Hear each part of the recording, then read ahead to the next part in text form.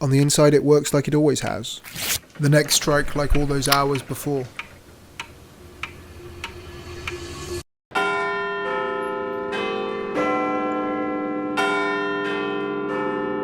Its only real mystery is, why is it called Big Ben? Well, actually, it isn't. This is the Elizabeth Tower, named after.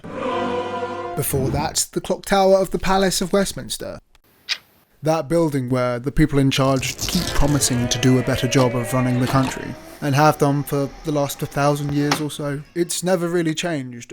Apart from that one time in 1834 when half of it burnt down. And as they were fixing it up anyway, why not add something modern? Because London had become the first place in recorded time to record time.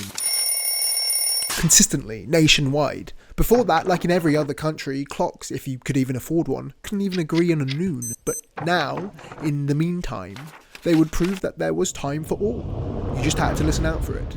All of London, soon every home in the nation, would hear, on the hour, every hour, these bells.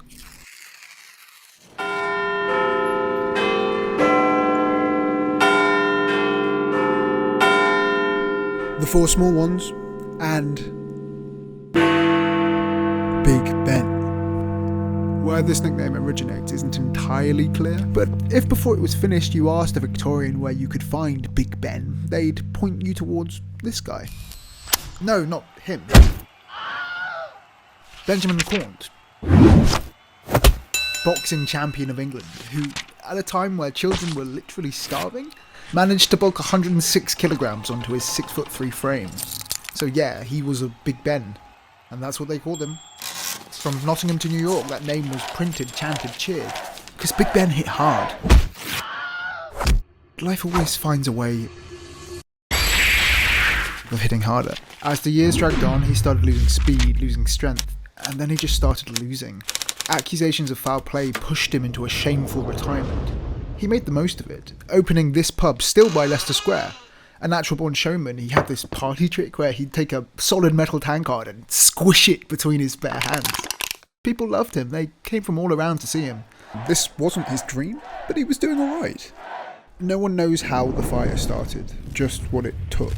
His pub, his pride, his son and daughter. I don't need to tell you this broke him. To the man who'd been Big Ben, could there be anything worse than losing everything to the one thing he couldn't fight back? Which explains, I think, what he did next. It was a bad idea, but the world had beaten Ben so small. Could anyone blame him for wanting to hear somebody, anybody, call him that old name one more time? It wasn't going to be easy. He'd been gone for a decade now, and there was a new champion. But one he dwarfed. He was Big Ben. Once. Now this 40-year-old bartender just punched air. And when he got tired, Ben's face was the first to show ruby. By round 12 he knew he wasn't doing very well. You could see it on his face. Or rather, increasingly, you couldn't. But by round 19 he'd adapted. He was getting some good licks in, until he misjudged a punch and broke his own bone. He was never gonna win this. Everyone could see it. Could he even still see? Or was his vision fine, just focused entirely elsewhere? I don't know what kept this one-armed, staggering retiree want to keep fighting. I just know that he did. On and on and on with everything he had, until he just couldn't go on anymore. But that was okay, because neither could the other guy. Mercifully, they shook on a draw. The match reports stressed that Ben had survived this. He'd die of a lung condition like 4 years later, and I can't imagine this helped. This would be his last match, it had to be. But I don't think that mattered. Somewhere within the mush that was his face, I think were two eyes which could meet themselves again. Not as that man who couldn't stop losing, but the man, the myth, the legend, the Big Ben. Newspapers were full of his name. Was anything else even happening in the world? Oh yeah, God, the clock tower. The bell was cast and officially unveiled by the MP in charge, Sir Benjamin Hall, who himself was very tall.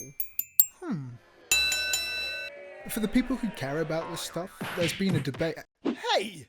There has been a debate whether the Ben is the massive MP or the burly boxer, questioned in newspapers since the bell first rang. And sure, the guy in charge of the bell does make a certain sense. It's true that a few journalists at the time heard Big Ben and made that assumption, and so it's become a common truth.